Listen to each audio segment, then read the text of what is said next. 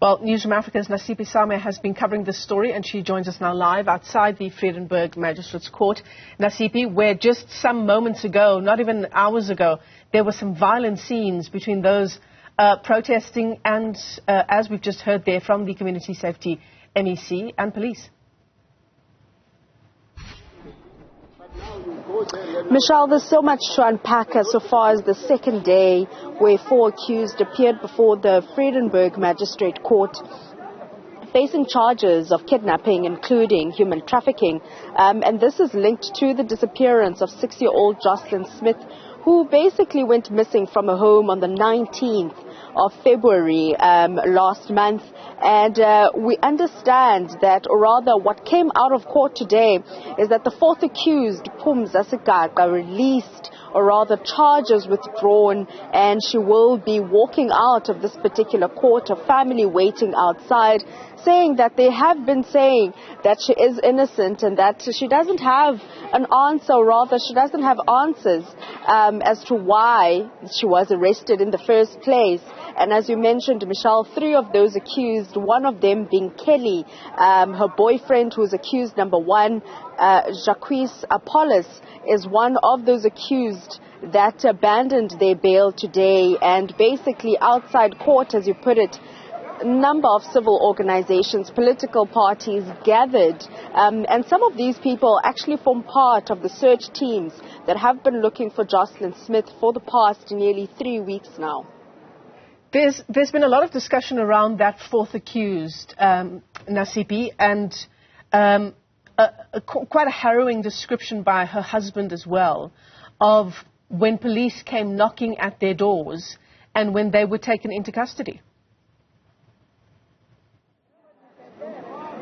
Indeed, Michelle, last week when she appeared for the first time on Thursday, we spoke to her husband outside court, and he detailed to us the arrest. He said that they were taken in by police, the entire family, saying that his youngest is probably like 1 year and 5 months. They were taken in by police, questioned, and he, including the children, were released the following day. However, he said after having the run around, as so far as seeing his wife, he eventually got to see her, and he detailed to us the tactics that were used by police to extract information from her. And he was basically describing something quite harrowing, saying that at some point, according to his wife, they used a plastic to cover her face. And I'm assuming that would be to try and get information from her. And the question, he said, was posed to his wife, Nasiphi, was, where was Joselyn? And he said to us that he would stand on record and say that his wife is innocent, and that they only know Kelly Smith, who is the mother of Joselyn, because they live in the same informal settlement in Middle Pos. And basically today, the family of Nasiphi say they feel very much vindicated.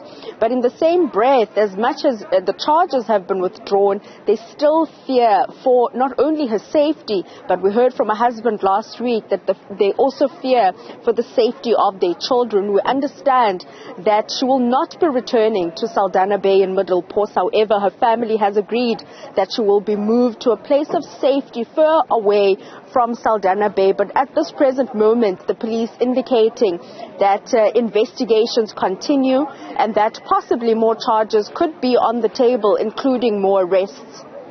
Nasiphi, tell us more about how violence erupted this morning. In the visuals we've just been playing for our viewers, you can see police rolling out barbed wire, and things got incredibly tense for some time.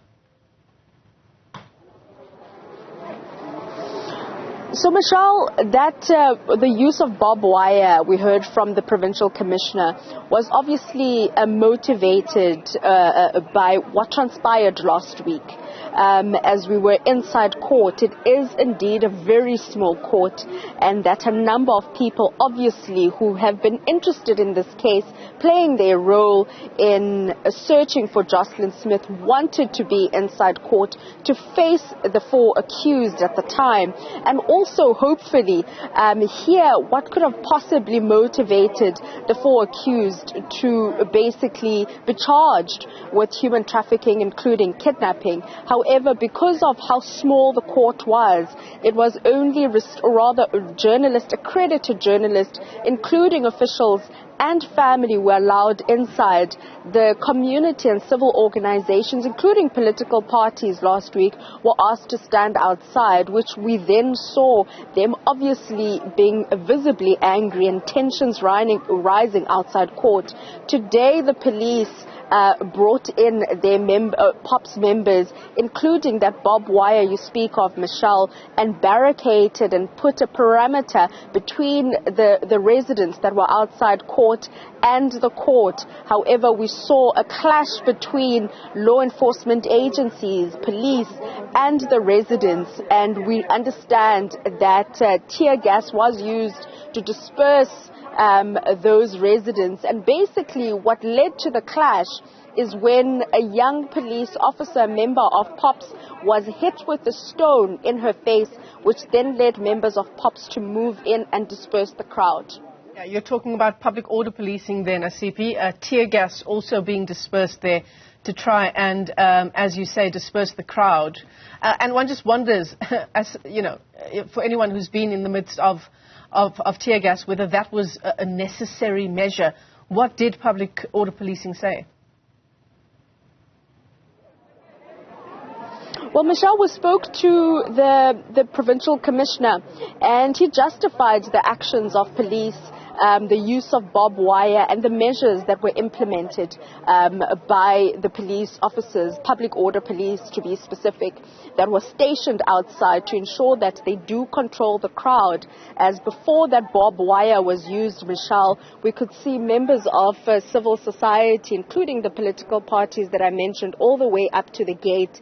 And basically we were, the gate was opened slightly just for people to move in, and one had to obviously produce the accreditation before coming inside and being in the precinct of the Vredenburg Magistrate's Court. However, Michelle, with that being said, and things having died down outside, and the 3 accused, Kelly and Jacques Apollos, going back or being remanded in custody until the 13th of May, we do understand that as much as the investigations continue and possibilities of more charges and arrests being made and being added, we understand that the search for 6-year-old Joshlin Smith continues, as we heard from police, including the MEC of Safety and Security, that the primary objective now is to locate Joshlin Smith and reunite her with her family. And last week, speaking to the paternal side of Joshlin Smith, her grandmother said that they are waiting with bated breath